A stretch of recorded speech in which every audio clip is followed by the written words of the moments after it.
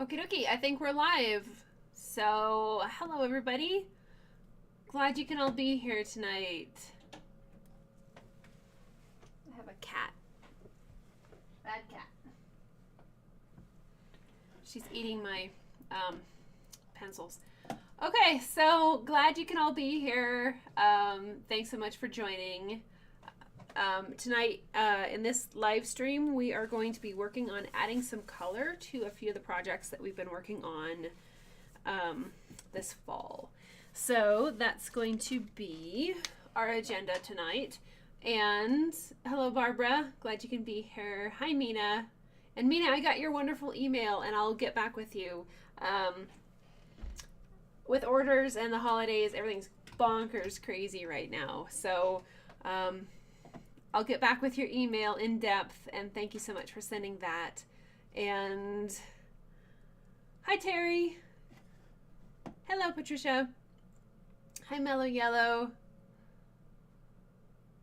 Oh, it jumped. Hang on. Everybody's chatting. This is great, guys. Hi, Rich. It's 80 degrees, Rich. Oh my goodness. We saw the sun for the first time in like a week and a half. But we have about a foot of snow, so that's great. Hi, Lynx Lady. Hi, TH. What are you doing? Oh, you bad kitty. She's eating my Q-tips. What? No, don't do that. Okay, sorry. I have Q-tips in my drawing case to blend with. And my cat has decided to knock them all on the floor. Okay, she's gonna have a nap, thank goodness. So, alrighty, before she damages more of my art supplies. Hi Chris, hi Jim. Okay, I think I got everybody in the chat. If I didn't, hi Cheryl, let me know. But glad everybody can be here. So great to have you all. So we've been quite busy, and we have a nice little assortment. I can't zoom out anymore, but I'll show you these each individually. So okay, so the last project that we were working on was the swan, and you can see that I spent, I don't know, maybe a couple hours on this, and I really darkened up. Let me get the right. I darkened up a lot of the background and did some more finer details in those highlights. And now everything's been burned around here. Those are not scratched out or colored pencil or anything like that. If I can get the lighting just right, it looks pretty cool. But anyway, so we're gonna add a touch of white colored pencils to this tonight. And then here's that winter scene that we did. I will be adding a little bit of white colored pencil, maybe some watercolor acrylic washes. I don't have any watercolors up here tonight. So I can do some light acrylic washes on the snow, and then we'll do some more heavy opaque snowflake patterns up here in the sky. And then here is our winter snowman, and I would like to get to all of these 4 projects tonight. That's my goal. So I did go ahead and burn this a little bit more. I darkened up the hat and the scarf. I kind of ran out of time to do a whole lot more. I did add in another tree and kind of darken up some of the trees in the background, but that's really all I did since we worked on that live. And then if I get the cat hair off of this one. So here's the bells and holly that we did. I plan on adding colored pencil to these because it gives me just a little bit more control. So, and with the snowman, my goal is to add probably, we could possibly try to do some acrylic washes on here, but we can add in some color as well. So I think a red scarf would be lovely. So that is our goal tonight. As far as tools and supplies, I have very carefully here, I have a cup of water. This is my husband's, one of his favorite coffee cups that got turned into a paint cup because my daughter loves it. It's very colorful. Has a rainbow on the side. So we have a little bit of water, and I have some white acrylic paint. I'm using Liquitex Basics tonight. Any acrylic paint will be fine. This is a little bit heavier of paint. It's a little bit thicker. And then I have some really tiny brushes here for, let me see if I can get those in there for you. So these are going to be for some of the individual dots that we're going to strategically place in some of our snowflakes. And let's see, I have, and these are like really fine synthetic type paint brushes, so they're very smooth and soft, and they hold the paint very nicely. Barbara, yes, thanks. Everybody like the video for me, please. That'd be lovely. Much appreciated. Terry, I saw that you joined Patreon. Thank you so much. And you ordered a book and a print. I think I have those all taken care of. My husband has been taking orders to town as often as he can, and I've been putting in orders for everybody too. So your print will be shipped directly to you, and it's like a week or so business days on that. But anyway, everything's coming. I thank everybody so much for the orders that you guys have put in. I can't tell you how much this helps me out right now. The calendars are all boxed up, and they're ready to go to the post office tomorrow, the first half. So the first few people that ordered, I kind of split that into two because I didn't know how many calendars I needed. But the first batch of calendars will be shipped out tomorrow, so you can look forward to that like next week. The next batch will be arriving like in another 4 days, and I'll get those and I'll ship those out to everybody as well. But thank you. I'm really bad at sending out like shipping notices and tracking numbers, but I'm really going to try to do better on that this year. So keep in mind, everything's being shipped out, and you should have it very, very soon. So thank you, Terry, for that. Thanks, Barbara. I like this one too. I think it turned out very nice. Hi, Laura. I'm a little bit behind here on the chat. So hello, Heirloom Game Calls. Brian. Oh, hi, Brian. Glad to have you here. Hi, Tracy. Tracy, I still need to know what stickers you would like from the giveaway a few weeks ago. Let me know, Tracy, because we had two Tracys and I got confused. So we have Tracy Apgar, and then we had Feeling the Rut. That was another Tracy, and so I got confused. But anyway, I friended you, Tracy, so hopefully we can connect and you can let me know what stickers you'd like, and I will send those to you as soon as I find out. Okay. Awesome, Terry. Thank you so much. Brian, you're fighting pneumonia. Oh dear, I've had that many times. Take care of yourself. Tracy, can you still order a calendar? I hope so.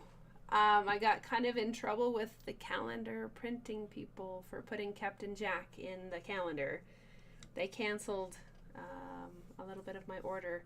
So if that's the case, if Captain Jack can't make it into the order, I will put in the cowboy instead. Hopefully they'll print it for me. Tracy, I'd be happy to work with you on a calendar, and again, hopefully my printer will work with me on that. But send me an email, questions@minisapyrography.com. So, but yes, Tracy, let me know on your stickers. Hi, Angela. Okay. Awesome. Okay, and as far as the other items that we have, these are some very, very coarse oil painting brushes.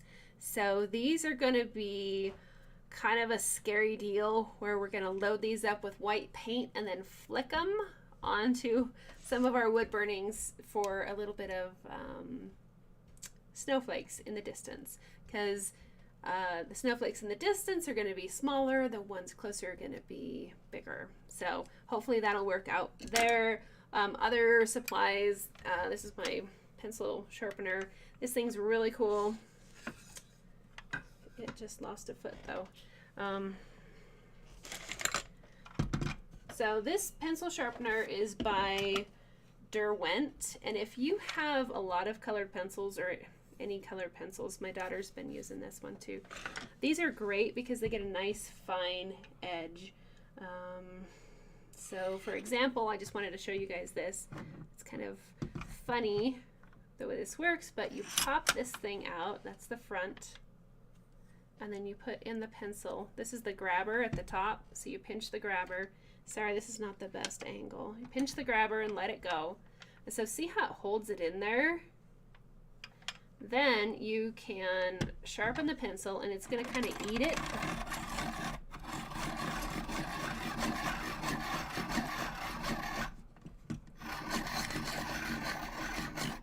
And then you pinch the top and you release it, and it gives you just a very, very beautiful point. So this works really great for colored pencils or regular graphite pencils. Just wanted to show you that really quick because that's what I generally use. I'm not affiliated or anything. I don't get paid for showing you that. I just thought it might help you. So, okay. Let's take a look at what we're going to do first. What do you guys want to see first? Do you want to do the colored pencils or the paint? Let me know while I'm sharpening another pencil or two.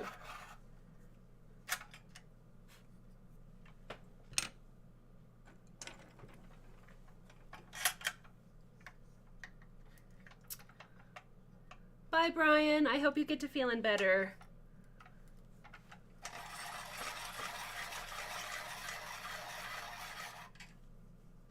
Thank you, Patricia. I know, I think you sent me a message on Patreon. I will get back with you on that as well. Thank you so much for sending me something. I really appreciate that. Like I said, I've really been struggling to get everything done, plus homeschool 3 kids that have all their finals and everything is coming up, so it's bonkers. But I will get back with everybody that sent messages, and we'll go from there. And I have just stuff everywhere. Okay. So what are we working on tonight? To start with, we have pencils, paint, either or. Pencils, pencils, pencils, pencils, pencils, pencils, pencils. Okay, we will start with pencils. Let me move my water. And hopefully the cat doesn't drink out of it. But if she does, it's okay. It's just water. All right, thanks everybody for hanging with me on all of this. Trying to rearrange. Okay.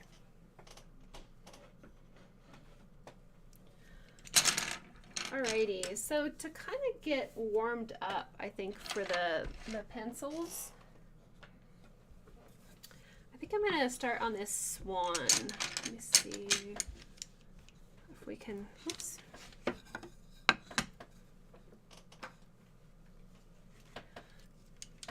Alright. Okay. Hello, Estella. Yes, Patricia, the holidays are just bonkers all the time.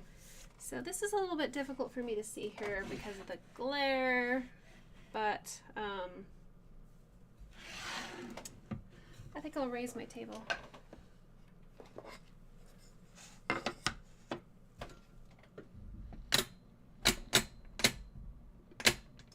Okay.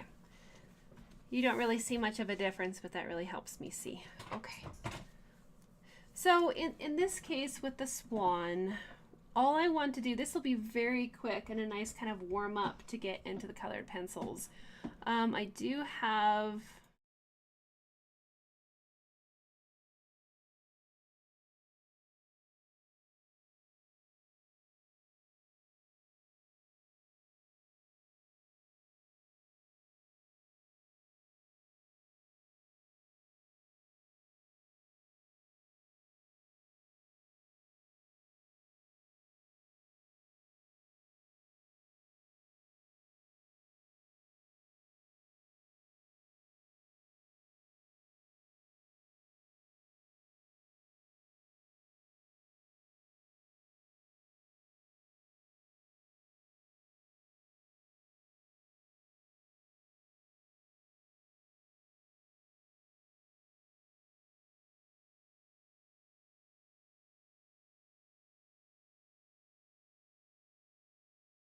screen.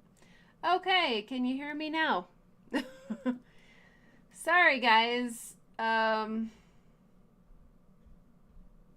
right, everybody's really talking about audio. Can you hear me now? Am I back? Got it back. Okay, I won't switch out to that screen then. I was wanting to try to show you guys the picture. Okay, I want to show you guys the picture of what I'm working on at the same time. Let me see if I can't drop it in here really quick. There you go. Okay, can you see the other picture of the swan and can you still hear me? Let me know if you can see and hear everything. Sorry, guys. Yes and yes. Okay, cool. Thank you. So sorry for that. All I was saying is that while my colored pencil is nice and sharp, I will go ahead and put in some of these real fine highlighted areas here. Thanks for the feedback, everybody.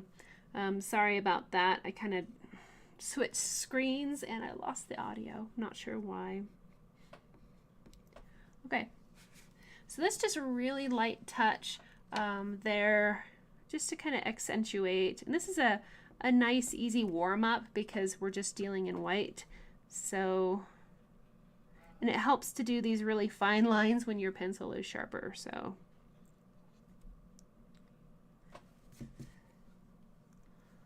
okay.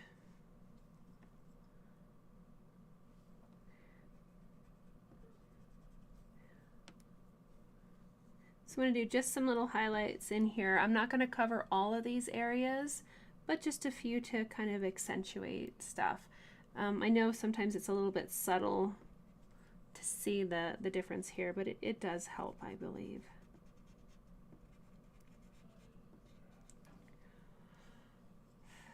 Can I move my image to the lower left? How's that? Is that better? Okay.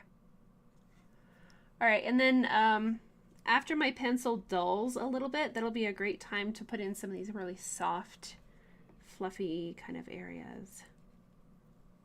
Okay, cool. Thanks, Barbara.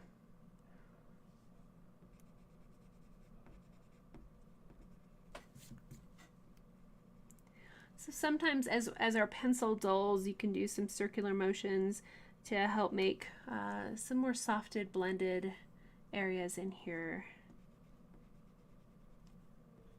And keep in mind that the more the wood is burned, the less it will hold the pigment. So like, oh, we have examples on the back. That's great.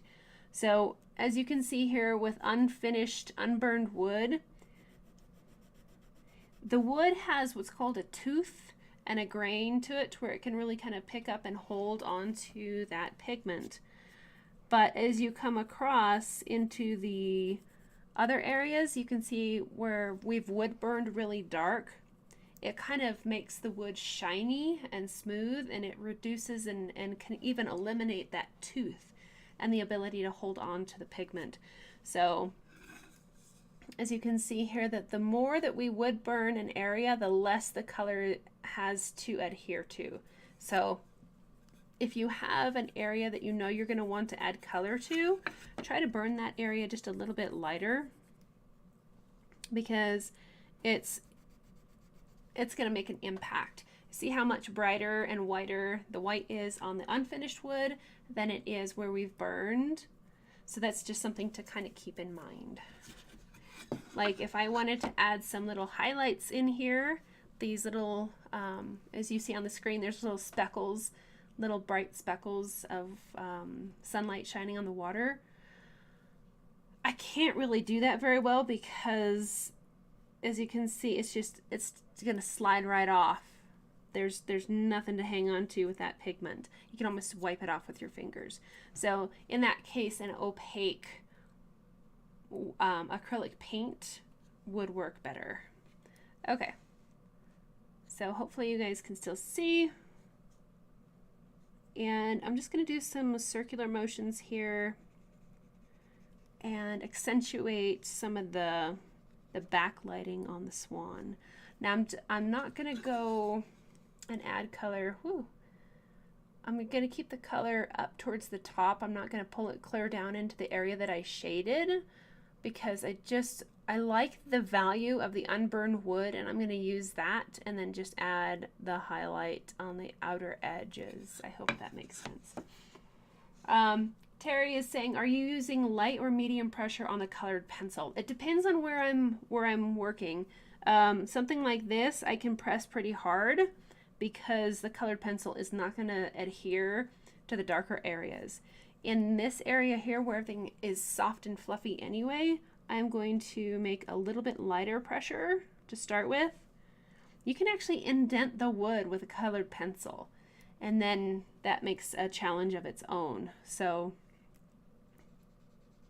I would do a lighter pressure. This is still pretty medium pressure here. But I think it's better to build up pressure.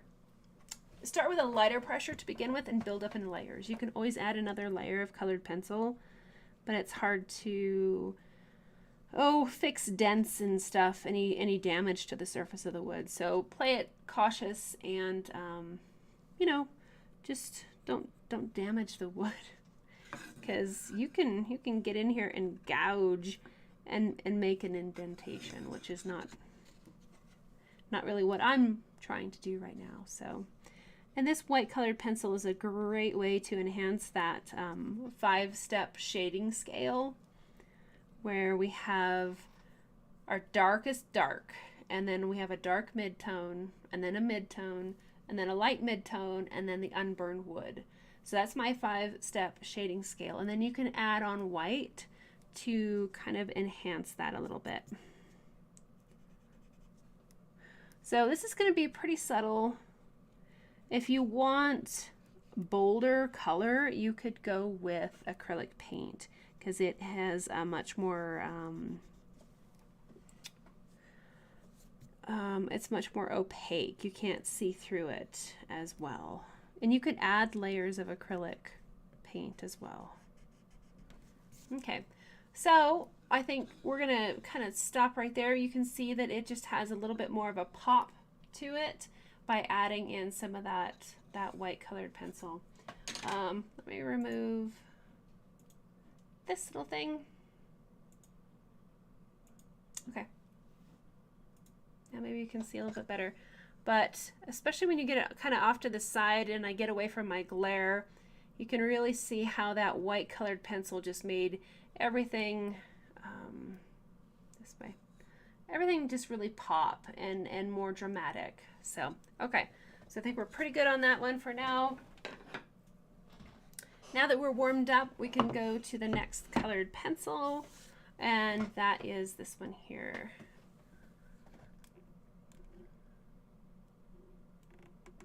Okay.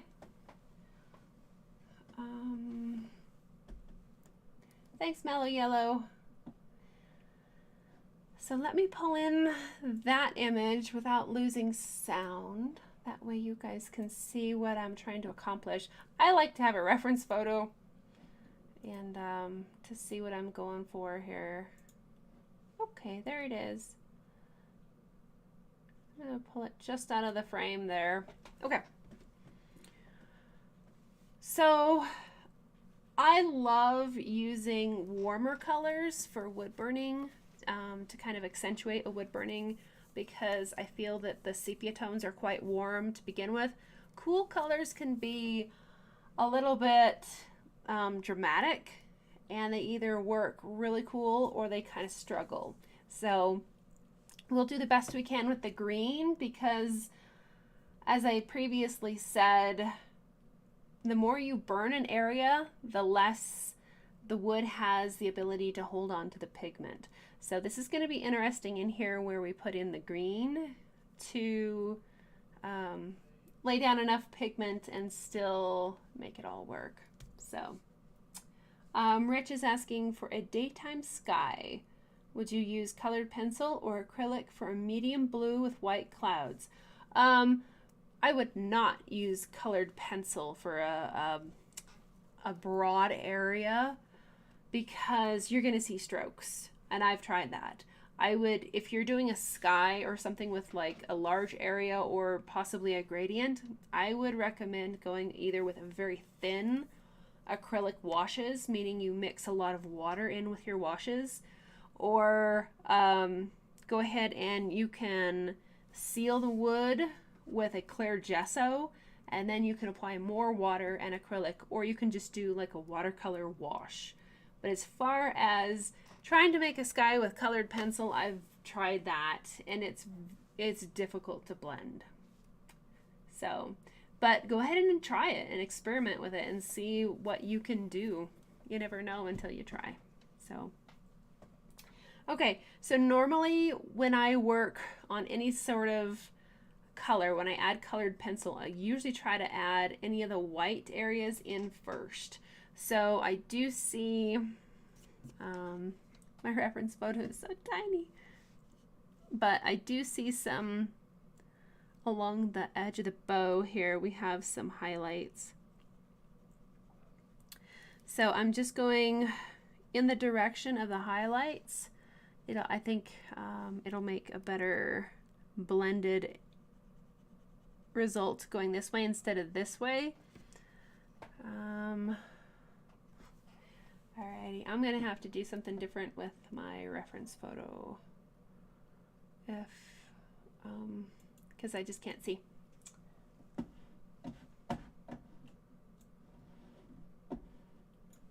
Okay, hold on please.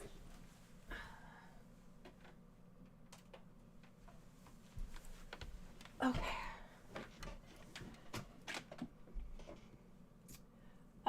You're welcome, Rich. Mellow Yellow is suggesting perhaps watercolor pencil with gesso first. That could be really cool as well.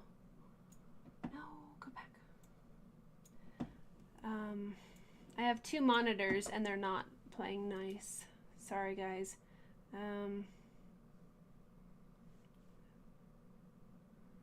Photos. Ta-da. Okay. All right, now I think I can see. All right, so we have this right here, and then we've got a touch of white here. So anytime where that ribbon bends and you can see the light shining on it is where we're gonna want to add a little bit of white colored pencil just to accentuate that. And the wood surface tends to rough up the point of the pencil, so that's why I keep kind of wiping off crumbs. And then we also have, let me sharpen this really quick, and we're going to put in some highlights right around kind of the rim of that bell. And it helps to have a sharper pencil to do that.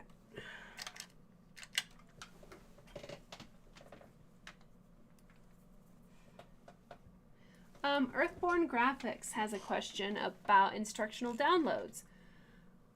They're asking, could I switch between a phone or a computer, or is the download attached to one media source?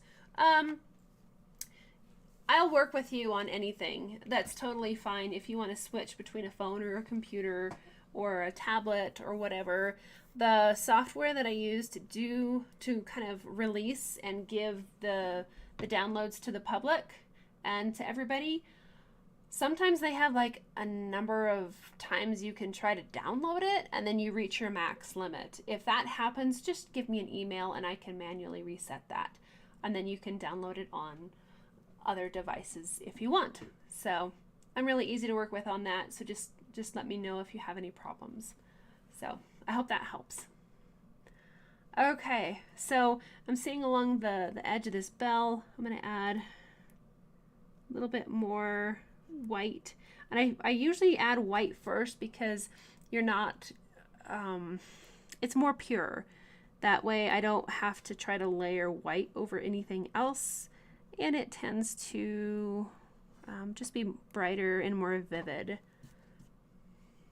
And trying to see. I've got so many windows open here, guys. Okay. I think I can see everything now. All right. So I usually work from light to dark on my colors. So I start with the white, and you can press, you know, fairly vigorously in here as long as you don't dent and damage the wood. So just putting in some highlights on the ribbon, and we have some really nice highlights here on the bell.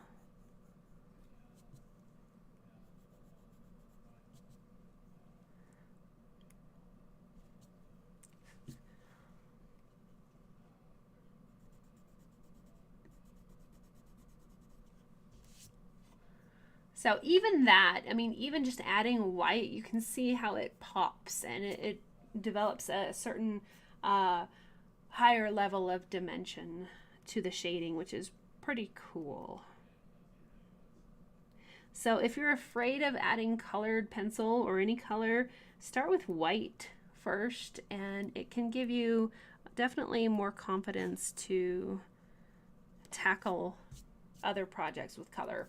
Another thing that I'll do with color is I'll start a project and know in advance that this is going to be my color experiment. I want to try, you know, acrylic paint with this, or I want to try colored pencils with this. And so you know going in that that is your end goal, is to try a certain kind of paint or color. I find that's easier that way. I know this is just a test piece and I'm going to add color and I can't mess it up too bad. So another thing I always do when I'm working with colored pencils is I have a little notebook and I test my colors first and pick out an assortment, and then I make sure that that's kind of the range that I want, and then I will use those to kind of build off of that. So this is Prismacolor colored pencils, and it's the color Sand, but any light, kind of a soft yellow would do. Earthborn Graphics. Yeah, you're welcome. Absolutely. I've got lots of DVDs. They're 30% off sale right now. All of my instructional materials are 30% off right now for the holidays until the 15th. So, and if you can't make it by the 15th, just let me know. And again, I'm happy to work with you. Because I know people, you know, paydays and all that. I just want to make sure you guys are able to jump on and get those savings. So, hi Lori Lee. Glad you can be here. So we're doing all kinds of stuff. So this sand color is very similar to the color of unburned basswood, but has a slightly more yellowish tone to it. So I'm going to go kind of near the areas of the white highlights that we just put in, because that will, like I said, I go from light to dark with colored pencil, which is funny because I go dark to light with wood burning.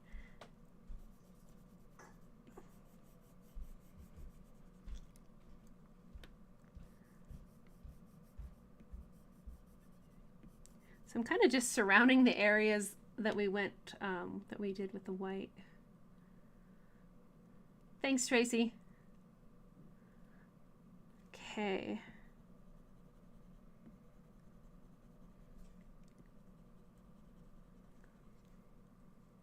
So these are very, very subtle. But this is a very similar color to up here in some of the ribbon area.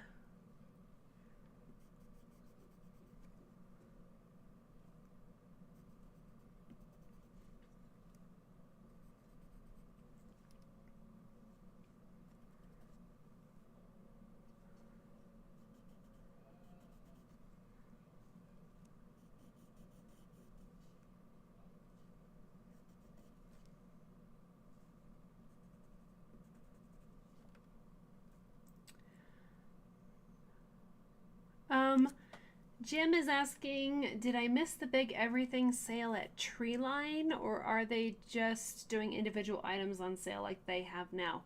I don't know. What is Treeline? Jim, you'll have to let me know. I don't know. I know Walnut Hollow had a sale on wood, but let me know what Treeline is. I'm not sure what that is. Rich is asking, can colored pencil be erased on the wood if needed? I would test that on the back of a project first.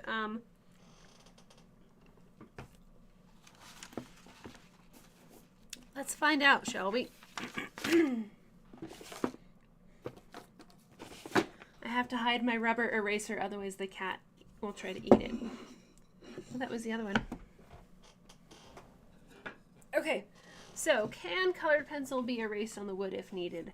Let's give it a try. So here we have just some white colored pencil on the back here. Here's a kneaded eraser.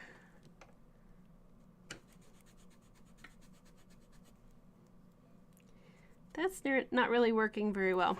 So let me try, this is an artist's eraser. I forget the name of it. It's got a little logo on there though. I don't know. My daughter has been stabbing it. Okay, let's try that. That worked. So these really nice, oh, that's it. It's like a little Spartan guy. It's a little guy with a Spartan helmet. You see that there? I'll have to take a look at that. But that looks like it's taking off the colored pencil. So probably. I will try to look this up. I have more of these.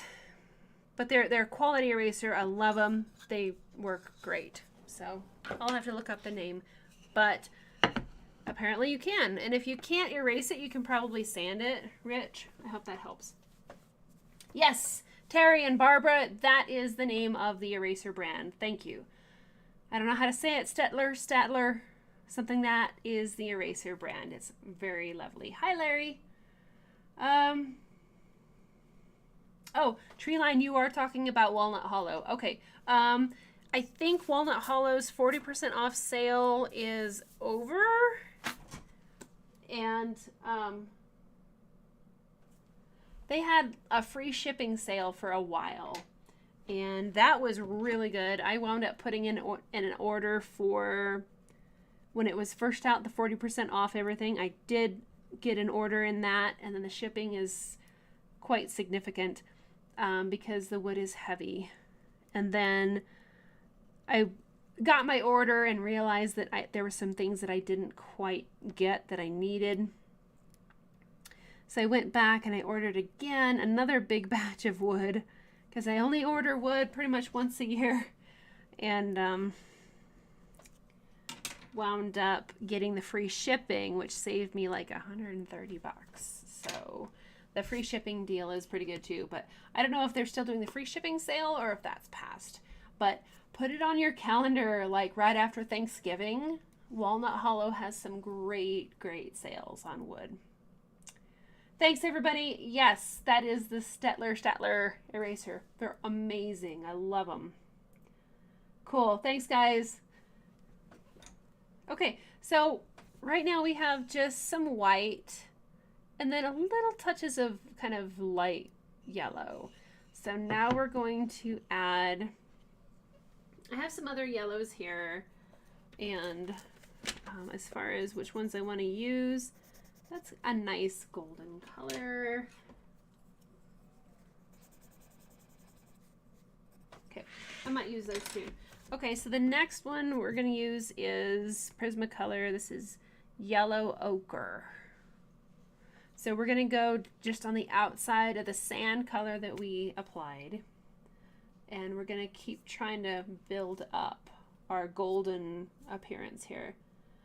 So Lynx Lady says that Treeline is a distributor for razor tip and carries a variety of woodworking supplies as well as a lot of general merchandise. That's good to know. That's very good to know.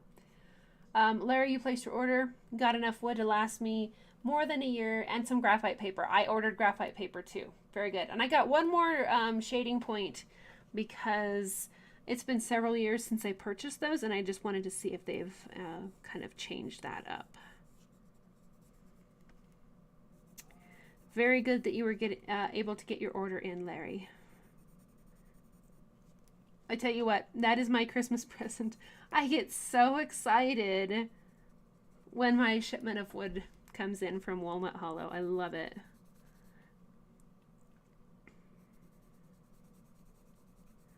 Just so many possibilities.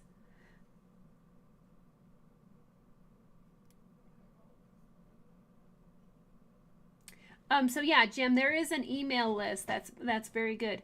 The Walnut Hollow has an email send out, so you just sign up for their emails, and they're really good. They don't oversend emails.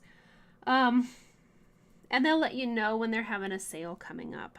So this is just a little bit darker of a yellow, and I'm kind of trying to go on the outside of the yellow tones that we already placed down and build up some of these gold values. But I don't want it to be overpoweringly like orangey yellow, so I'm trying to keep it a little bit softer if I can. A little bit more like a true gold instead of a bright yellow, you know, crazy gold.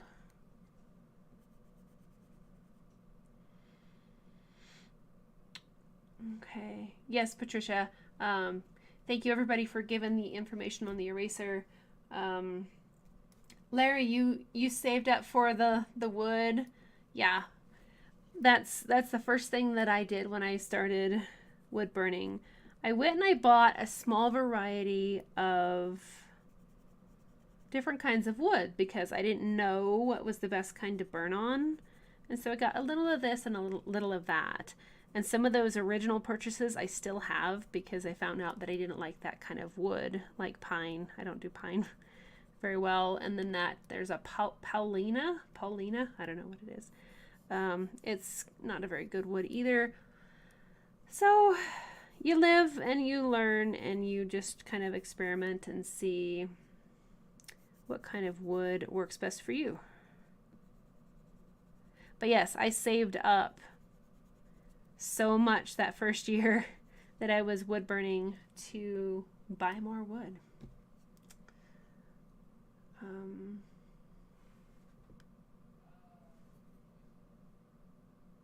So Mina says Walnut Hollow no longer has the free shipping offer right now. Okay.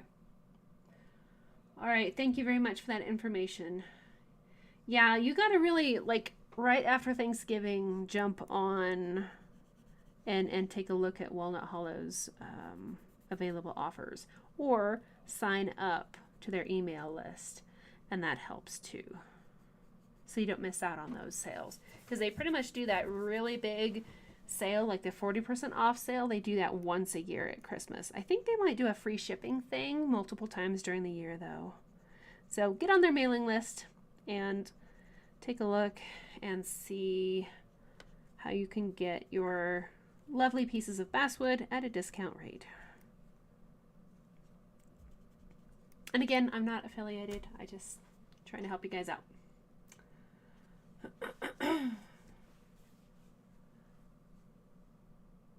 Lori Lee, that's awesome. So Lori, I think if you want to respond directly to somebody, you put their name in the chat. How, guys that know how to use the chat feature and make their name light up, how do you do that? You do the @ sign. So do the @ sign, Lori. So do @ and then the name of the person that you want to talk directly to, and then you can do that. And then their name lights up for them, and they can see that you're talking directly to them. So that's great. Yes, I love the community as well.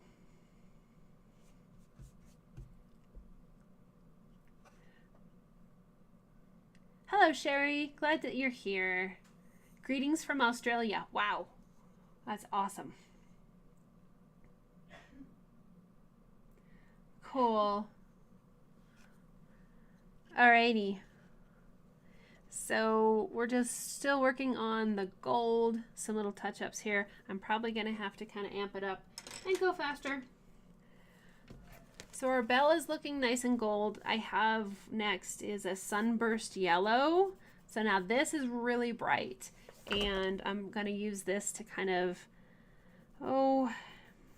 blend in where my wood burn values kind of meet some of my other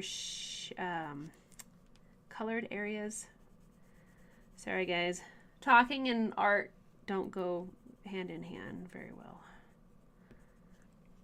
So this is going to give a little bit more life to those shaded areas and give it a golden appearance.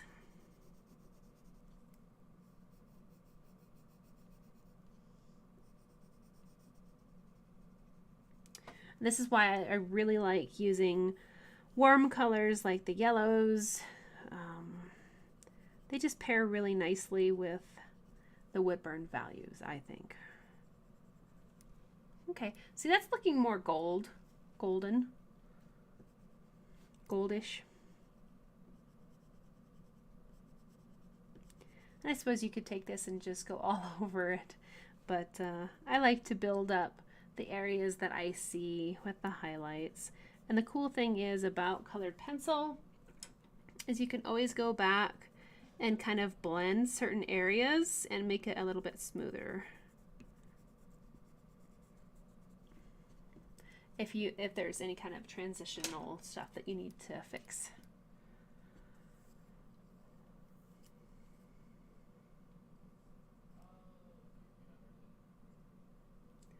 Okay, just going through the chat, trying to make sure that I'm not missing anybody that's got a real specific question.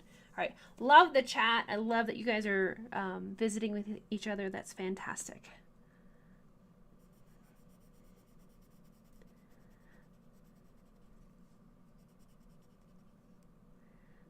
So this sunburst yellow is really giving the bells, I think, their life, and just a very lovely golden color.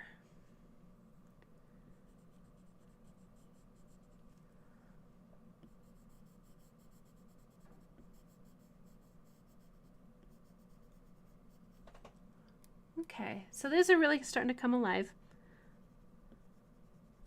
And if it's funny, I'll do colored pencil work and I'll look at it and you're like up close and it looks really bright, and then you take a step back and it looks very kind of subtle. So sometimes I'll go back over a piece again and really add a little bit more pressure and put down a little bit more pigment and try to make these colors just a little bit bolder.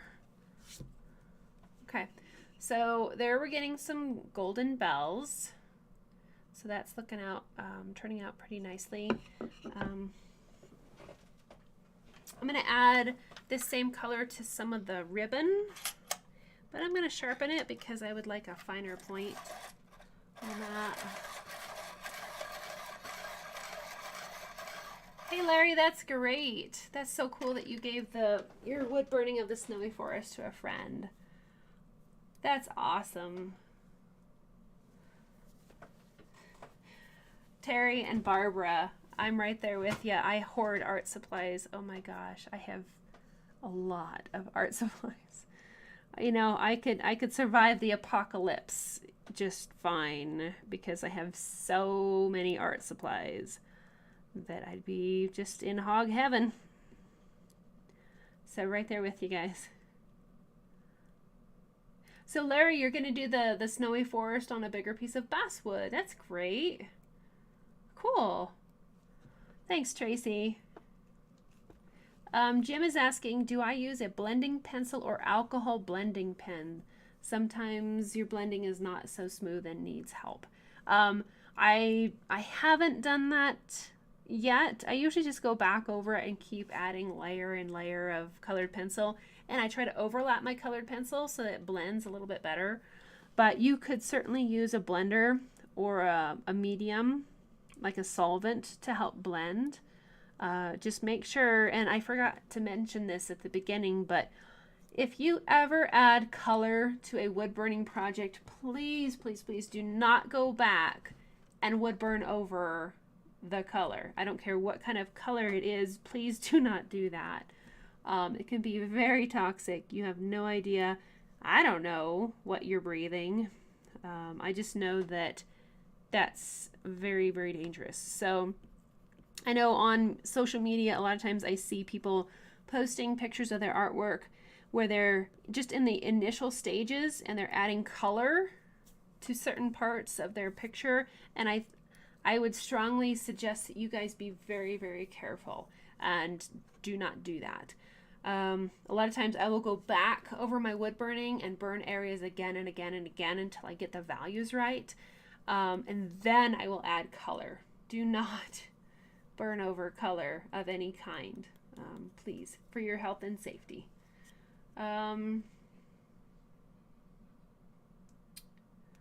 I have not tried the walnut hollow pencils, Barbara. That sounds really cool. Yes, Terry, never enough art supplies. Don't tell my husband. That's okay. I buy them out of my own art fund, so. Dennis is asking, have any of your kids or your husband wanted to keep a wood burning that you made? Yeah.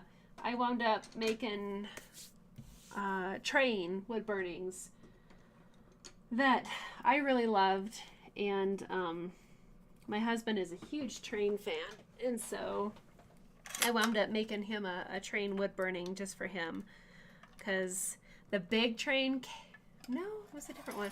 I think it was my first ever train that I attempted. Maybe another one. Anyway, I gave it to my husband, so I still have that original here. My daughter, she likes to try to keep everything that I do, but I have to tell her that I gotta pay the bills, so. Alrighty.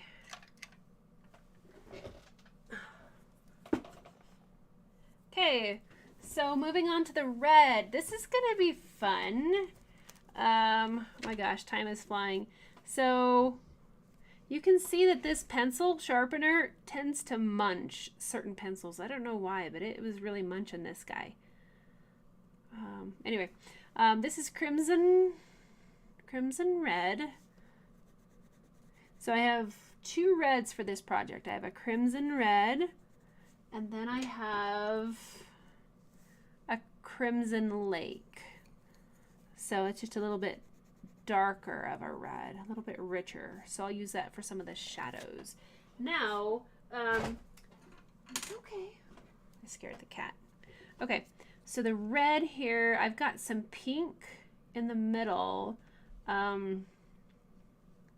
So to do the pink, I'm gonna do really light pressure on this red in some of these highlighted areas. Now this is where your blending might have a challenge. So sometimes going against the grain with blending, go against the grain, go with the grain, and try to fill in all those little pores.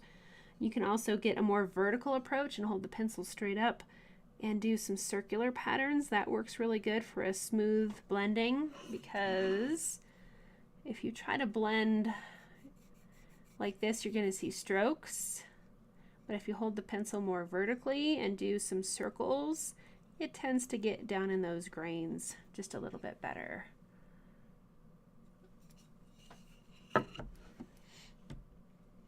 Barbara, your husband would want to keep everything. That's awesome. Yep, Tracy, my daughter, she likes, I make jewelry too, and she likes all the sparkly stuff. So,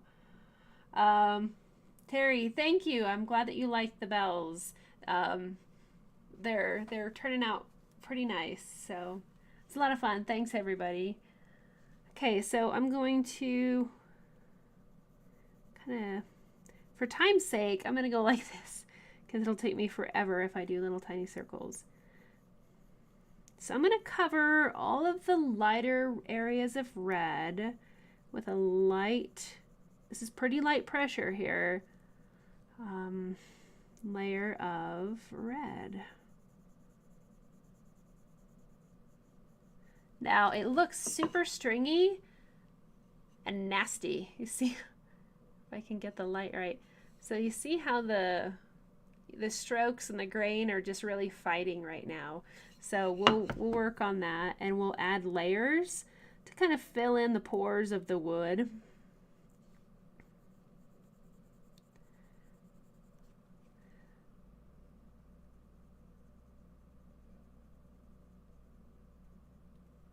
Sorry if the camera is shaking, guys.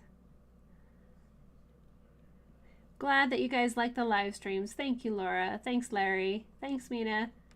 Thanks, Barbara. You guys are just all awesome.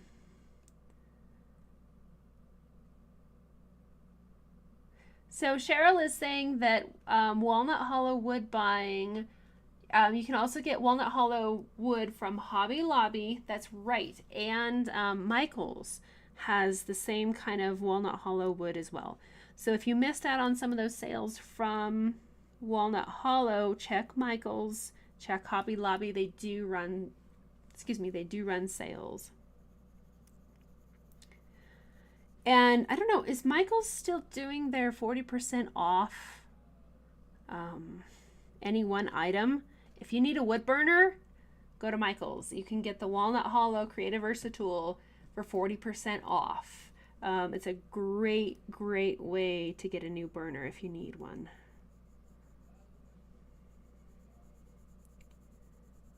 So the duller that your pencil point is, the better it will blend also. So I'll show you guys where I'm headed here with this red.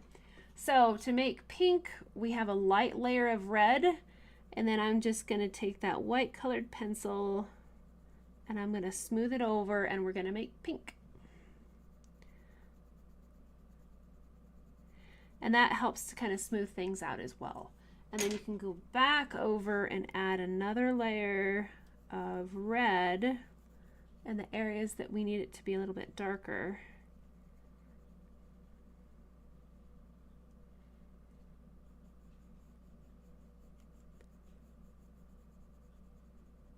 Golly, I hope we get to all of our projects tonight. I was worried that I was gonna not have enough time, or I was gonna have too much time. So I'm gonna kind of soften this transition here with the white highlights by just doing a little bit of light red. And I'm gonna take up my white pencil and kind of marry those two sections by applying white colored pencil. So that smoothed it out a little bit and made it a little bit softer. So we have some white, not white, pink tones there. So as you can see, we're starting to develop a little bit smoother shading. We have our pinks right here in the middle. We can add more darker values of red in the areas that we need to kind of give it that pop of red that we're looking for.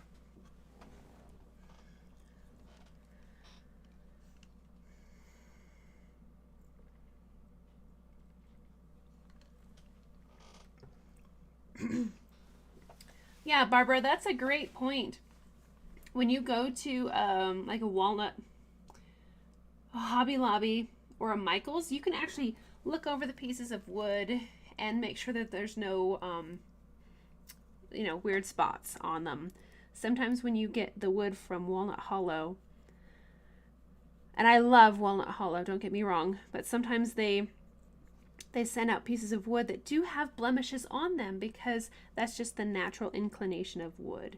So it's kind of, you get what you get when you order online. But I'm still happy. A lot of those pieces of wood that I get that have blemishes, I'll try to save those for a project where I have like a tree and I can hide them in the bark, or even something like, you can just paint over them. You can do a completely different medium, and that's fine too. Okay, so I'm gonna add some of this darker red. What was it? Crimson Lake. So I'm gonna add some of the darker red in here, where we see a little bit more shaded areas, and in here. So as you can see, we kind of just completed one of the little loopy ribbons. So we'll repeat that same process on all the other ribbons. So hopefully this will be kind of a nice repetitive thing to where you can kind of get the idea of it over and over again. Oh my gosh, you guys are doing great in the chat. I love it. I'm gonna try to catch up. Yes, Barbara, the white colored pencil is a great blender. I also somewhere have a blender pencil, but I usually like to do white because it can alter the hue. Anyway, tint or shade. I'm still learning the terms, but Thanks, Jim. I love that you like the instruction. That's great in the books. Barbara, yes, I have a colorless blender. I still prefer white on occasion just to do some blending. Rich is asking, do you recommend any particular color wheel or quick reference for blending colors to create a color like you just did to make pink? There are some fantastic resources on YouTube. If you're looking to learn color, I'm right there with you. I want to master color. I am far from it. So I strongly suggest that you take a look at some of the amazing resources on YouTube. There's some artists out there that teach really great color wheels. Some of the ones that I'm very interested in right now is that, and it's up to you, but look at the difference between RGB and CMYK, meaning red, green, blue, or cyan, magenta, yellow, and black. So there's some interesting, there's different color wheels out there. We were taught that the primary colors are red, blue, and yellow. There's some other theories out there to make some more rich colors, so that's kind of fun. Check out YouTube on that one, Rich. Thanks, Patricia. Larry, you bought some new shading tips for the Versatool. Yes, use a very, very fine grit sandpaper to smooth off any burrs or edges that might be on there. Jim, yes, Walnut Hollow and other manufacturers as well tend to place the sticker over the top of the blemishes on the wood to hide the wood blemish. So that's the first thing I do when I get the wood pieces home is I take off the stickers so I can see exactly what I have. And then also, if there is a blemish on the front of your project, turn it over and look at the back side. Sometimes the back side is better. So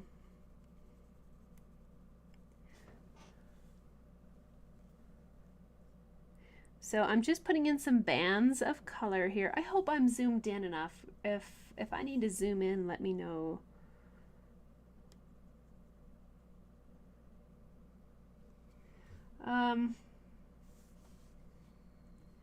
Yeah, look under the sticker.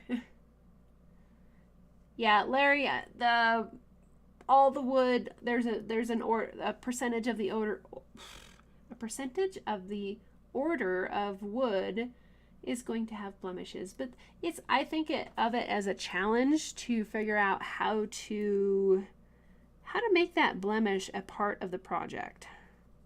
So I save those ones for projects with fur, like dark fur, or trees or trunks or grass, anything that I can do to hide that.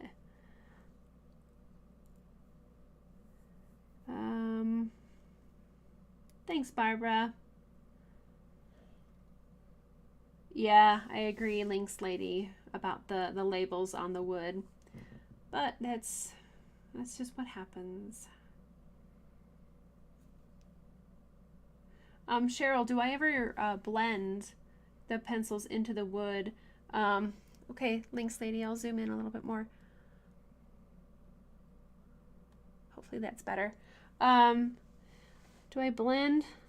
I haven't really. I tend to just keep going over the area and adding more layers to build up my values to smooth out the shading. I don't know. I'm struggling here, guys. My terminology is not very good tonight, and I apologize. So I usually just keep going over and adding more layers of color to help blend the color and the strokes and to make it look smoother. But you could go over it with like a Q-tip or one of those little white blending stumps. You could do that as well. So I'm going to go ahead and add a little bit of white over the top of my red, and you see how that blends it out and makes it all nice and smooth. And it gives us a nice little bit of highlight there as well. So see, it looks three-dimensional because we're just playing with the illusion of the lights and the darks. So, but anyway, this is turning out really fun. It's looking very three-dimensional. Thanks, guys. Yeah, it's amazing how difficult it can be to create art and come up with a coherent statement at the same time. So I'm just using that darker red, the crimson lake in here. As the bow ties into the knot, it gets a little bit darker.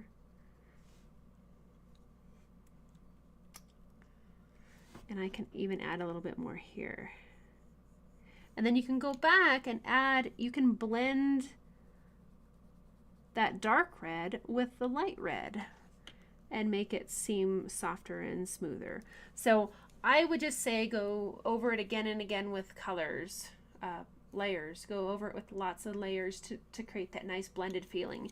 Because every time you add another layer, you're filling in the pores of the wood and you're reducing that sharp tooth and you're kind of smoothing it all out.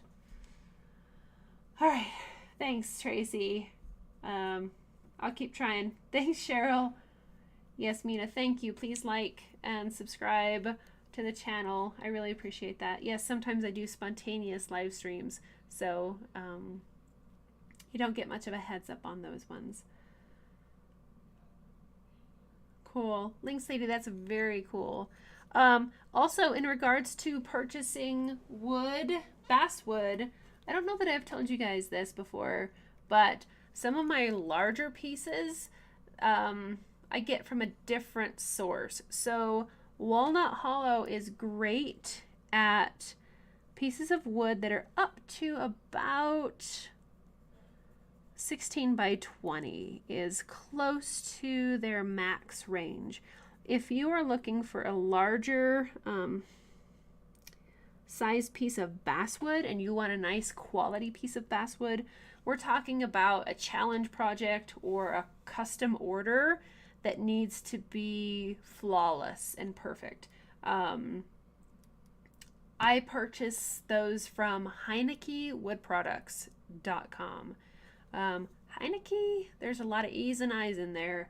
Mina, I don't know if you can find that, but Heineke Wood Products, they're an online family owned and operated business. In order to order, you send them like an email and you just tell them what size you need and they custom make it for you. It is quite a bit more expensive than Walnut Hollow, but their basswood, even though it's in panels, sometimes they have to glue them together. It's beautiful, gorgeous. You'll have to sand them a lot because they don't come near as sanded as Walnut Hollow. So prepare to do more sanding on those. But I have wood burned pieces like 2 foot by 3 foot from them. They say that's pretty much the max size that they do is 2 by 3 feet of beautiful basswood. Anyway, take a look if you really need larger pieces of custom wood or some weird custom size. Definitely look them up. They've been lovely to work with. I think usually, yes, they're great for carving too, Jim. And yes, Jim's spelled Heineke. I think that's how you say it, Heineke. They've always been lovely to work with. I think they just take checks. So yes, Barbara, I used the wood on the soldiers. Both soldiers came from Heineke Wood Products. So, so did the train, Chaos. The big train I got from Heineke Wood Products as well. And you can get it as thick as you want. So the train was actually 16 by 26 by 2 inches thick because I was afraid that something that large might warp. So I went extra thick. Thank you, Mina. She just put the link in there. Yep, that's the one. anyway, it's a great resource if you have a very big, very custom order that you need to fulfill, or if you are up for a huge challenge. Beautiful wood. Sand it like crazy. Start out with a really coarse grit sanding pad, because it'll take a while to get through some of as they run it through their machine. So sand a lot.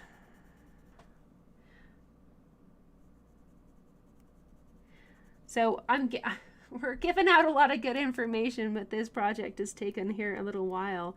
Are you guys happy with where we're going? I might just do half the bow and then move on to the leaves and all that. But yes, thank you, Mina. You have to email them your order.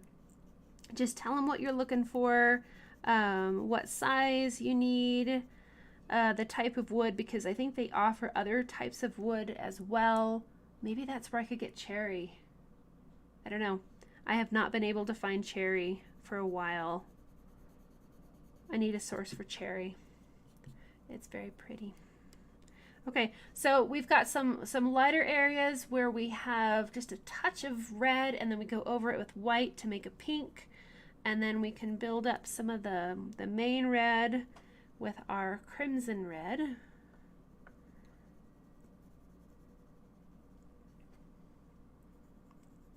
And then where the red ducks into the shadows, we'll add the crimson lake and darken that up a little bit there too. Then we can go back and add a touch of blending to make it all happy. Like that. Okay. Heineken beer. Yeah, Terry.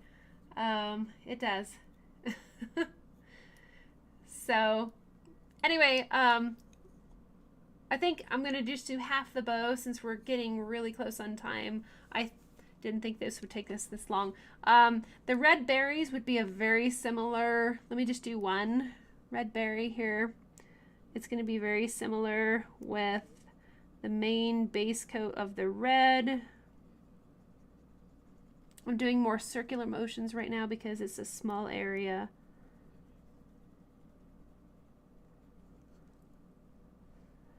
And we do a little bit lighter near the highlights.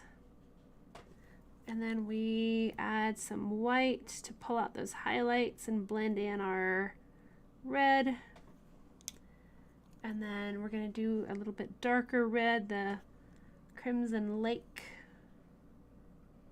And you don't have to have the same color that I'm using. Just find a nice dark red.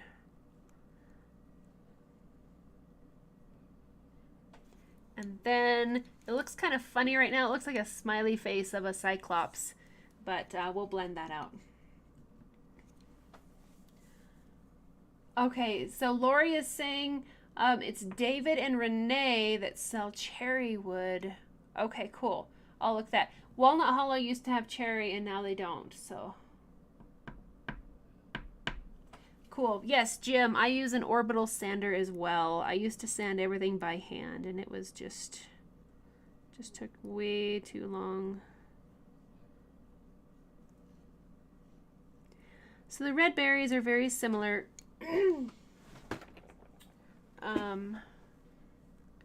As far as the process versus this and the ribbon.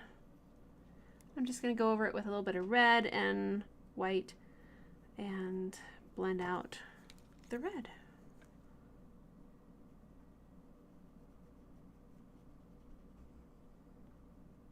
Okay, so that's kind of like how I would approach the berries.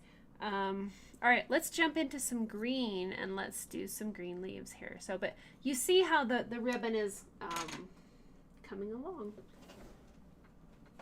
Okay. So I don't work with colored pencil enough to know all their names, but that's why I have my little thing here. This is kelp green, and I think I liked it for the general base color of the leaves. And then this is artichoke. It's kind of like, I don't know, like a pea green. It's got a little bit of a lighter value. So normally when I work with colored pencils, I like to try to find a base color, a highlight, and then a darker value. And I don't remember if this is the darker value. Just a little bit, I don't know, more yellow, but okay. So I'm gonna probably focus on these greens right now. I have a kelp green and an artichoke. So, Jim, that's about what I do with the grit. I usually start with like a 220 and then go up to 600, but yeah. Cool. Yeah, the orbital sander, some of my little pads like to get off, like they fall off the darn sander, so it's a little frustrating, but. So I would start with a really light pressure and a flat angle. So when I'm drawing here, I don't know how well you guys can see. Instead of having a very upright angle, I want a softer angle, a flat angle like this, to start with. Just putting down a base layer of green.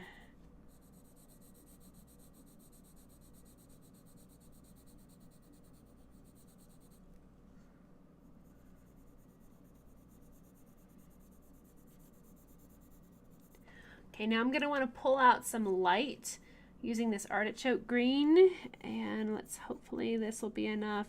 Now, like I said in the beginning, I burned these quite dark, and so that's going to make the colored pencil have a hard time really grabbing onto the wood. And just lots of layers, go back and forth, and try to fill in the pores of the wood with the pigment of the colored pencil.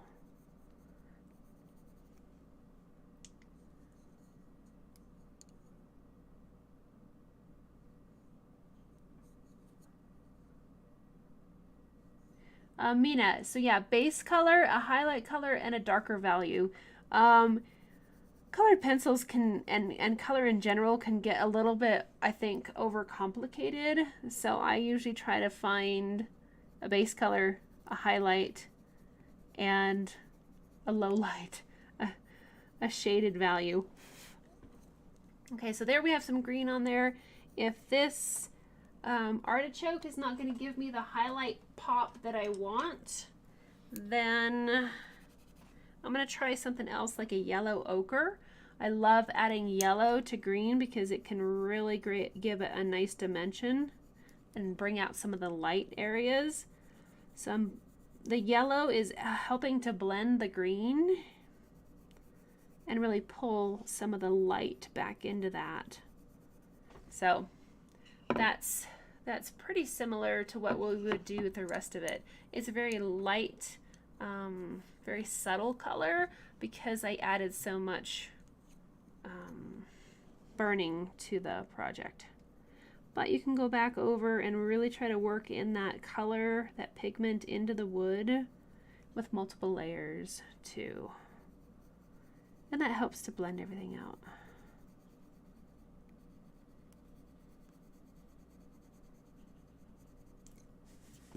So that's kind of what I would do for the leaves. It's already 7:20. I'd kind of like to get into some of the acrylic paint.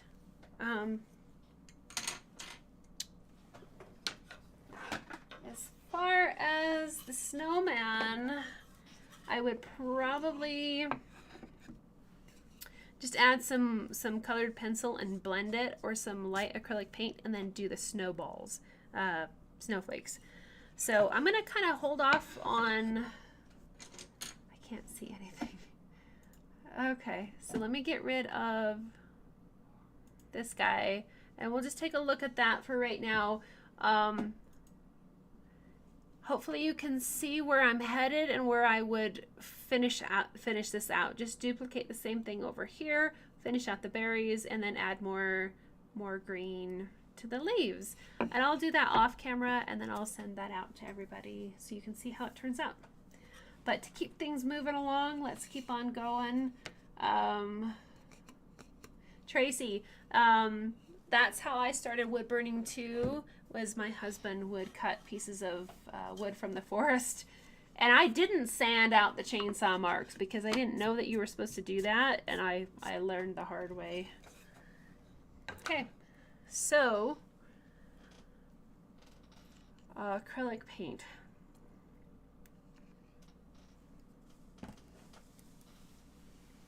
But Tracy, yep, you got all kinds of different pieces of wood from friends or family. That's cool. Make sure that you're using wood that's safe. There's a big list out there online, so.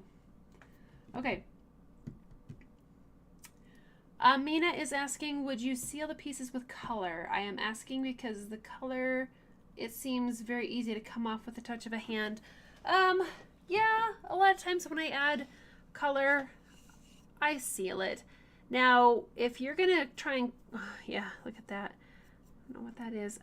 If you try to clear coat something with colored pencil and you're using a brush on finish, get a bunch of clear coat on your brush, lay it down as much as possible, and don't rework it. Don't over brush it, because the more you brush over the color, you'll pull that color into the background. So anything with color, it might be safer to do a spray on finish for that first coat and seal it, and then you can go back and brush on if you want. But yeah, you could also do like a fixative spray, but again, once you spray anything on there, you can never go back and wood burn.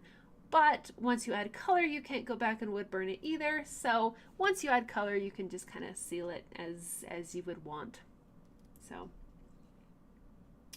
hope that answers your question, Mina. Okay. Okay. So with paint, I gotta put my desk back down. Okay, I'm now working flat on the wood, so I don't need my support. I'm zoomed. Oh, there we go. Now I'm zoomed out. Okay, so I think I'm gonna move me over here. No, not that. I'm gonna move me over there. Everybody say bye. I'm gonna put me in the corner. Okay, so I have colored, paper towels and acrylic paint, and my brushes are on the floor, and the water. Okay. Alrighty guys, here we go. So, I always love this project because it has just a very wispy, lovely look to it. I don't think I'm going to pull up a reference photo because this is pretty simple.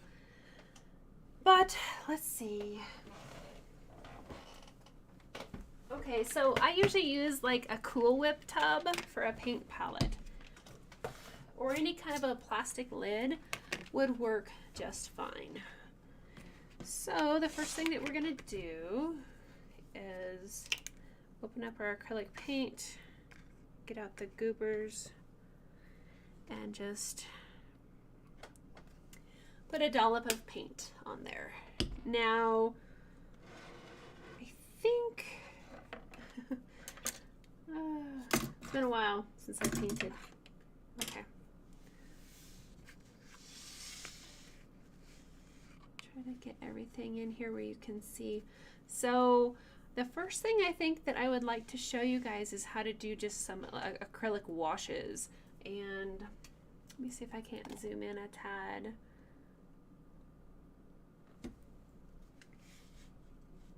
Okay, let's try that, shall we? So on these snowbanks, I want to give just a little bit of a highlight on the tops of these. The reason I'm doing acrylic paint instead of colored pencil is because it'll be easier to kind of blend out. So, okay. So we're gonna use a little bit of water. I'm gonna put that over here too, so don't dribble.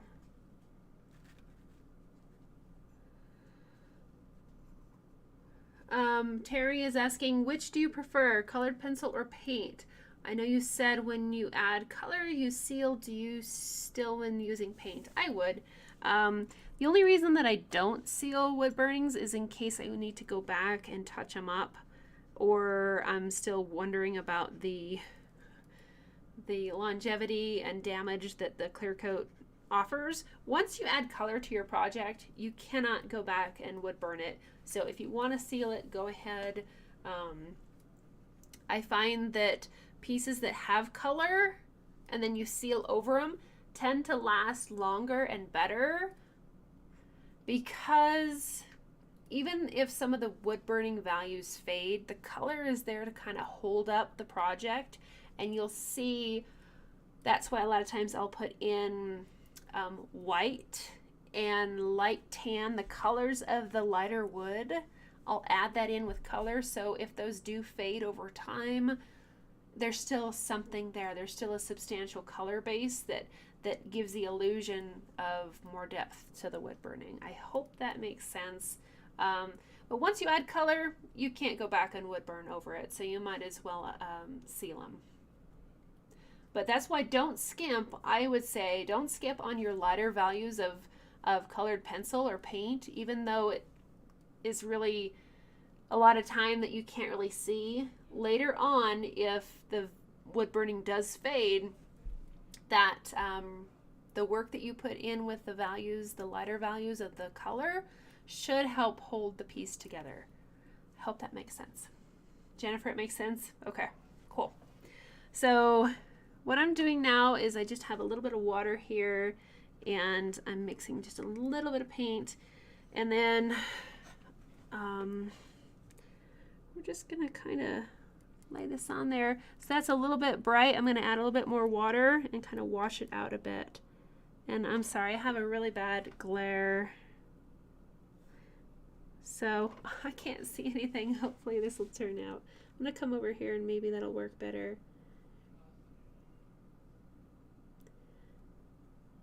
Now this is some time where I will blend with my finger and kind of try to smooth it out. So just keep adding water as you come down into the shaded areas a little bit more. Another thing to keep in mind when you add acrylic paint to anything that's been wood burned, it'll just bead up and like it won't stick.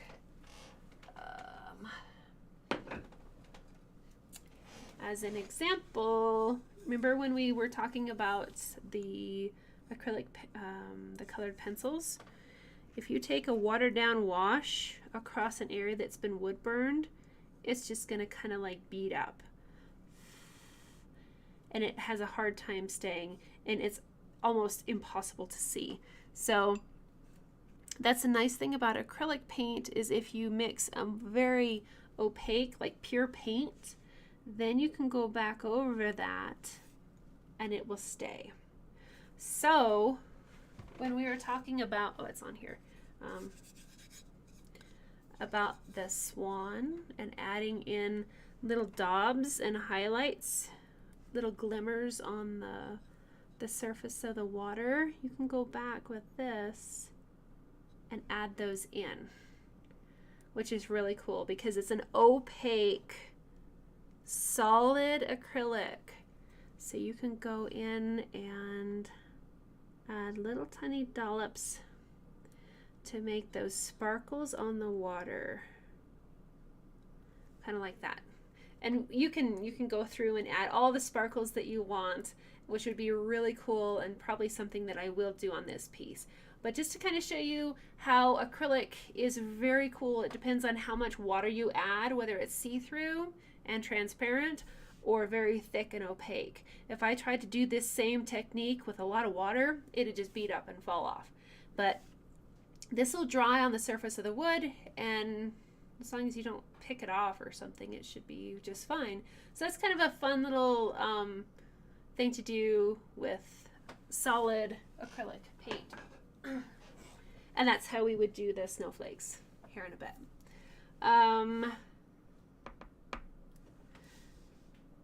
Rich is asking, is this a wash like I would use on the sky? Yes. So you've got, I'm going to use more paint. I can't even see. You're going to use more paint in certain areas. See, that has a lot of water to it. So you got more paint up top, and then you can slowly start pulling that down. Now, as long as you don't use too much water, you can do this without sealing the wood. So I keep wiping my brush to get any excess moisture off of there, and then I'm just going to pull this paint and water down a little bit.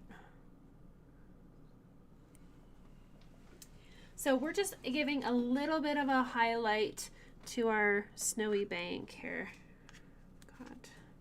Okay. So a dollop of water and just a tiny bit of paint. And then we'll do the same thing. See, we can come over here. You're going to want your brightest whites at the top. And then you can go and get a little bit of water and kind of pull that down a little bit and blend it out. Now, if you plan on using a lot of water, you probably ought to seal the wood.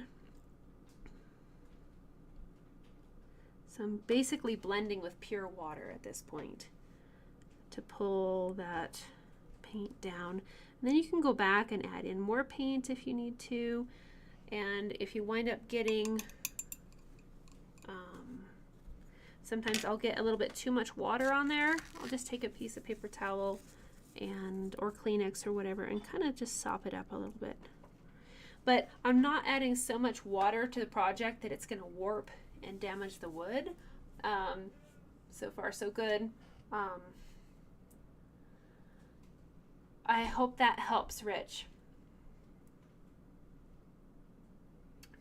Yes, Mellow Yellow, I agree. Always burn darker than you think you should to help offset the fading issue. That's a great point. Yep. Okay, very cool. Yep, burn darker than you should. That's always a good suggestion. Cool. What type of paint brush am I painting with? This is, it says it's a liner. I think it came in a kit. Montmarte? Anyway, there's several of these nice brushes. They come with a very ergonomic handle. They have different sizes, as you can see here. And they have, like, see, this says detailer, and that one says liner, and there's the size on there. So I got, it's just like an Amazon kit. So, and I plan on using this little one for some snowflakes here in a bit. And let's see. So we're just going to keep adding a little bit more paint. Now, another thing about white is it kind of, I've given you guys so many rules and exceptions. So you know how when we're working with a scenery, darker things are closer up. So like these branches are going to be darker than the trees in the distance due to atmospheric influence. So dark things will get lighter as they recede into the distance. White is an exception to the rule. White will be the whitest up front, and then we'll slowly get less white. It'll get darker and usually more yellow as it recedes into the distance because of atmospheric influence. So there's kind of a fun twist. I know there's so many different things. My dad taught me that when I was trying to paint clouds. So normally your darker subjects are going to be closer and they will get lighter in the distance as they recede away from the viewer because of atmospheric influence. White is an exception. The white is going to be more pure up front. So you're going to want to put your brightest whites up front and then they will mellow out as they go into the distance. So that's something that I'm trying to do here. Now, if you find that you might need to go over and add more layers, you can do that. But hopefully you can see that this is really bright, and then the white gets more faded out and more watered down. So in this case, you would want to use more water. And I don't know that this is really the best brush for this, but it's what I brought up. So I've got some brush strokes in there, but you can blend it. You can use a smudgy thing. It's a technical term. You can just kind of soften it up. And the other really cool thing about doing this with acrylic paint is you can always lift it off pretty well with like a wet, moist Q-tip. Hey, Lex. Lexi. Somebody has noises. Okay. So your brightest whites are going to be up front, and then they will recede. So we could blend these with our paintbrush or just kind of smudge them around. So I'm going to kind of wrap that up right there just so we can keep moving on. This really needs to be blended out a lot more. I would blend using water, and that's the cool thing. Even after the acrylic paint has dried to some extent, you can go back and kind of rework it and pick it up and move it around a little bit. So, okay, you have a smudgy thing. Okay. Smudgy things, yeah, that's a technical term. Hi, Lex. Keep your sound down on your thing, okay? Okay, so now this is the scary part. Should we do the scary part now or later? I don't know. Oh, it's after 7:30, so let's do a giveaway. Tonight's question is, what is the one type of color that you've always wanted to try on a wood burning but you haven't yet? So I have a giveaway. I don't have them right here. They're stickers. That's all I got left right now is stickers. So I have stickers made of a lot of my wood burnings, and I just send them out as a thank you to everybody for supporting me. Anyway, let me know in the comments and I'll pick somebody. What's the type of color that you've always wanted to try on a wood burning but you haven't yet? So you can, it's open to everybody. So do the scary part now. All right, let's do the scary part now. Alrighty. So I'll do the scary part now while you guys type in what is the color that you've always wanted to try, what medium, but you haven't yet. So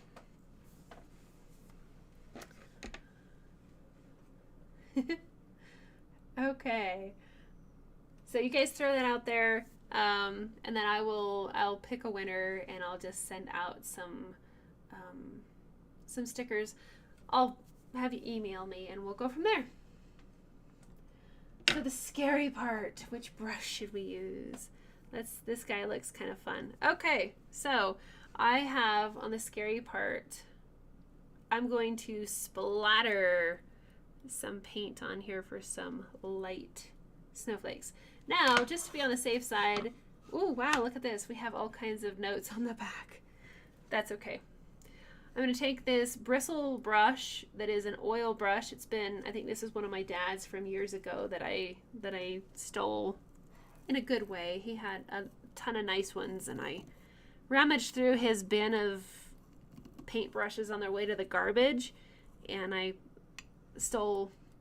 borrowed a couple so I could learn how to paint. Anyway. So I've got this loaded up with water, and now I'm going to dunk it into the paint and kind of mix it around and get a nice blend of paint and water on the brush. So, and this is our test piece, and we're just going to flick it on there. Oh, that actually turned out pretty cool. All right, so I'm going to have to wash my desk, but let's do that again. Let's pick up a little bit more paint. So here's our scary part. We're gonna add snowflakes. So I'm gonna get from a higher distance. You can't see my hand, but I'm just gonna go straight up. I guess you can from there, and we're gonna flick. Oh, that turned out cool. Wow. So I was gonna go in and painstakingly like put in all these little dots, which I'll show you how to do here in a minute, but this is turning out really cool. So from a high distance, and I just flick this bristle brush, and I think the more we load it up, the bigger the daubs we might get. Whoa, that's a lot of water. And this is cool because some of the daubs have more water and some have more paint. And so it gives us the illusion of the distance. And toothbrushes work really good for this too. So now keep in mind that acrylic paint tends to dry lighter than it looks like here. So as we do this, it's going to look a little bit lighter as it dries. So you might have to go back in, especially if your snowflakes have a lot of water in them. They're going to tend to dry a little bit lighter. So, but look at these. Look at how big those are right there. That's great. And I'm about there. How much snowflakes, how big of a storm do we want here, guys? I'm going to add a little bit more down here. So that was our scary part, and it turned out really great. And I have a very painted finger, but that's okay. Oh, here's my other one. I knew I had another one. Okay, so that turned out really, really good. It's always kind of scary to try that, but I'll have to wash my desk and my clothes. Okay, so that turned out really cool, guys. That was a lot of fun, and it saved us from painstakingly putting in snowflakes. However, I kind of want like this area in here to make it look a little bit more interesting. So I have, here's this little detailer brush. It's very tiny. And then I have this that came like with I used to paint nails like with nail polish, and that's got a little bit chunkier brush. So I'm going to start with a chunky one, and I'm going to turn this around so I can get more paint and less water. I'm just going to pull it out of there, and then you can always test this like on another piece of wood or something.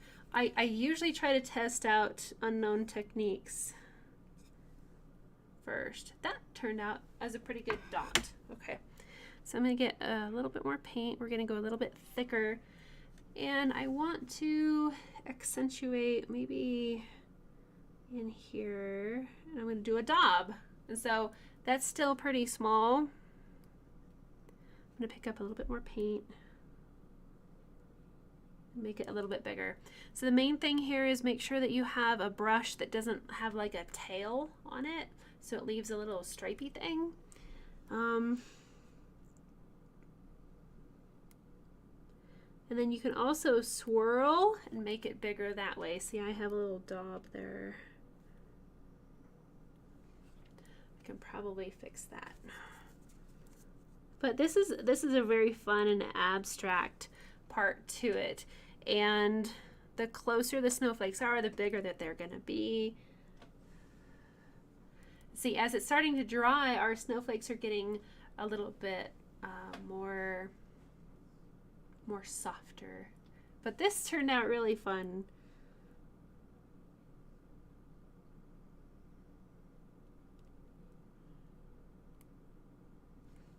Cool. Alrighty, so that was a lot of fun. I mean, you could go in and add snowflakes as much as you want. And as the water evaporates, some of your snowflakes might be too light, and so you can kind of go back and add in a little bit more to it if you want. But this is a lot of fun. And so let's go back as far as the people that are wanting to try something new. Barbara says, I would like to try out blue on a wood burning. That is really cool and intense. A lot of blending with blue, either with a white colored pencil or more water, but blend it in really well, and that works cool. Lori Lee, you want to try alcohol inks. Those are fun and crazy.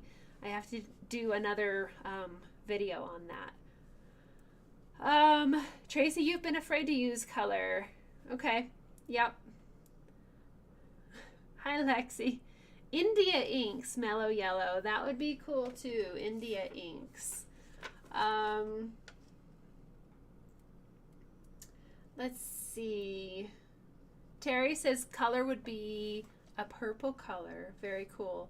Larry, blue for you too. Dennis, green. Green. Yeah, any of those cooler colors can be, I think, a little bit kind of scary to try. Patricia, you want to try alcohol ink? Very cool. Laura, acrylic paint. Nice. Cool, Mina. Awesome. Yeah, colors are so fun. And like I say, anytime you try something new with color, flip it over and just test it out on the back side of the piece of wood, and that helps a lot. Terry, yeah, I didn't steal my dad's brushes. They were, I mean, I was really struggling as a beginning artist, and I was very sensitive to the cost of things, and I would actually pick through my dad's garbage can to try and find some art supplies and cut open paint tubes to try and scrape out just a little bit of paint. So I love art supplies. I can't get enough of them. Yep, toothbrushes are great. Love that you guys like the splatter technique. This is exactly what I had envisioned for this piece. Something to kind of keep in mind is when you use acrylic paint, I can still see the water that hasn't evaporated from that dot yet. Keep your project laying flat until it's completely dried, because if you tip it up, it might get runs or streaks, which could be a cool look. But if you don't want runs or streaks, make sure that your project is flat. Right now my desk is laid completely flat so everything can dry and I don't have runs at this point. So thanks everybody. We'll do the same thing with the snowman here in a second. Oh yes, Barbara, that's exactly right. I was going to add snow along the branches. So I forgot that because I don't have my reference photo. So you can also go back and add, see, I have no reference photo, so I'm just winging it here. You can go in and add, hopefully you can see that, okay. You can add piles of snow. Thank you, that's exactly, I was gonna do that and I forgot. So we can add piles of snow on our branches like that too. So that's another really cool, fun aspect of the white. So I'm picking up mostly solid paint for right now.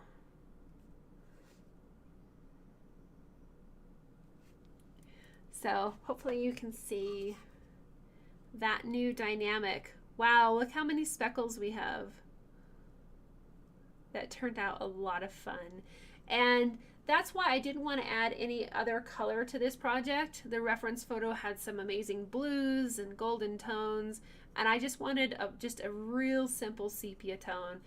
But look at how many snowflakes are on there. That turned out really cool.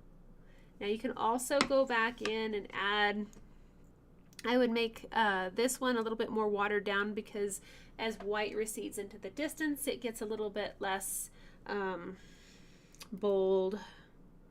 But you can go through and you can add piles of snow on your tree like that, and give that tree some more dynamic action as well.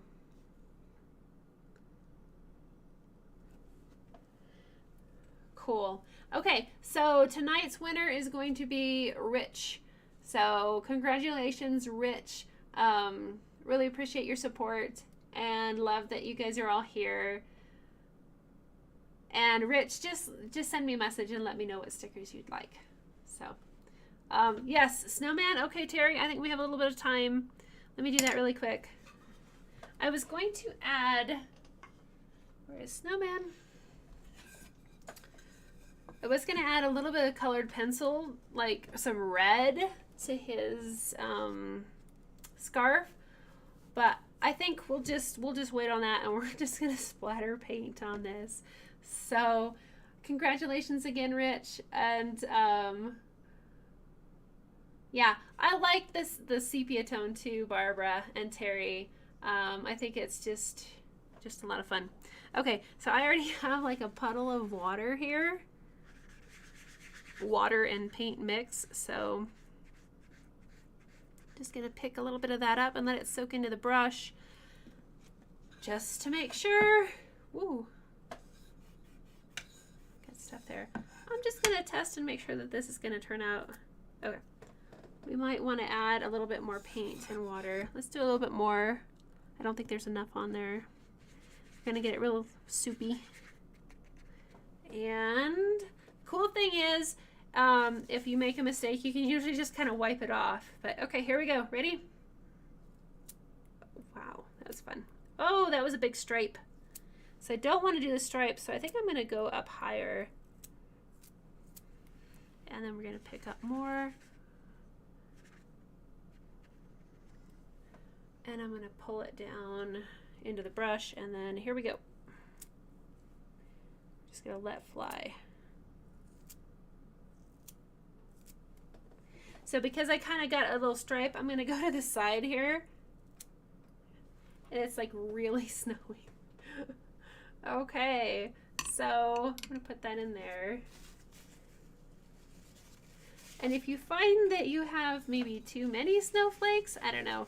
This is pretty cool. It's a very big snowstorm. You can kind of sop them up and daub them and take some of them out or blend them out a little bit. So these are fun. Look at those big ones down there. So then we can go back in and pick up some more solid paint and see, I usually tend to put the snowflakes where I want more interest. So that's pretty good.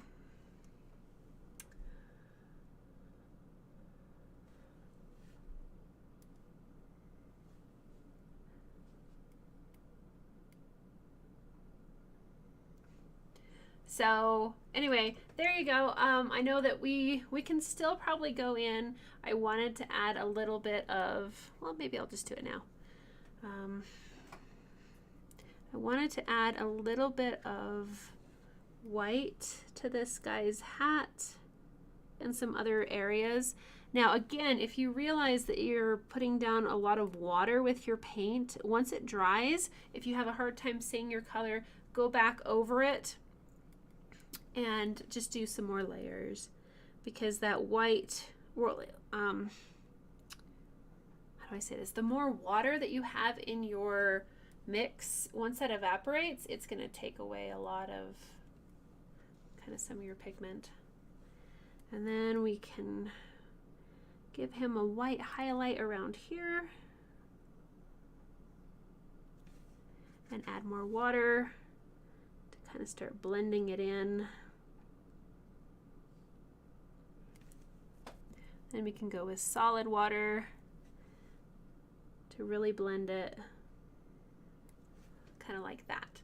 And then I would repeat the process down here. I want to pick up more paint for this outer highlight, this outer edge.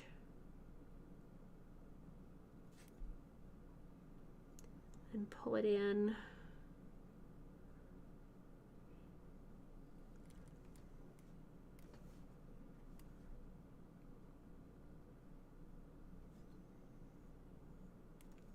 And then mix more water to, whoa, that's like a lot of water. So I got too much water, so I'm gonna go ahead and just kind of lightly pick some of that up and soften it. That helped So pure water, get some of that water out of the brush, and then try to blend it out a little bit more. So, and then you can just kind of go back and keep adding layers to pull that white across his belly. You can use your finger to blend. You can pick it up, because that's a cool thing. Without a clear coat or without a sealant, the wood is absorbing a lot of this. So this is all pretty flexible. So if you haven't tried adding color, or you're a little bit leery, I would say start with just white, because white has so many potentials. So see how that's really, he's starting to kind of come alive and getting some nice more depth to him.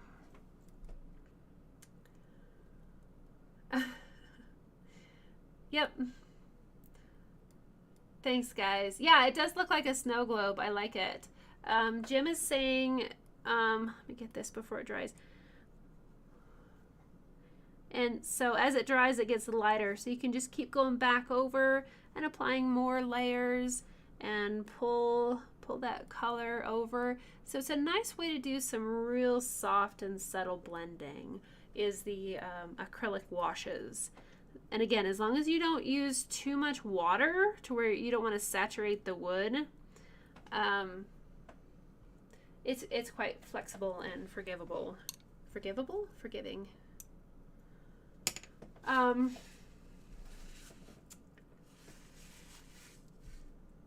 Okay, so Jim says, will you spray that with the acrylic that you use in the books and then UV coat over the acrylic? Yes, I would do that.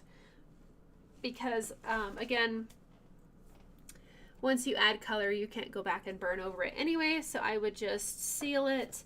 It can really make the color more dramatic when you seal the wood, because whenever you apply a liquid to the wood generally gets darker, which is going to enhance all your color and make that color pop even more so.